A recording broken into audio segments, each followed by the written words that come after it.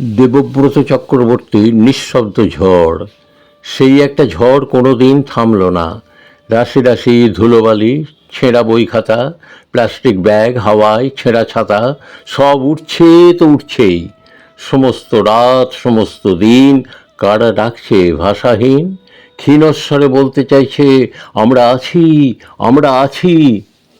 অথচ কেউ কি আছে? পেঁজা তুলোর মতো সবাই তো উড়ু উড়ু। ঘর দৌড় উঠোন জলচৌকি পুঁইমাচা সব এক ছুটে পালাতে চাইছে। কোনো নির্বাক সমুদ্রের উত্তাল ঢেউ যেন তাড়া করে নিয়ে যায় চেনা মেঘ, চেনা রোদ, চেনা গন্ধের ভিজে মাটি।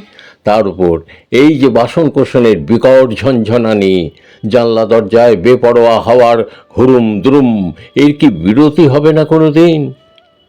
দুটো সুখ দুঃখের কথা, তাও তো উড়িয়ে নিয়ে যায়।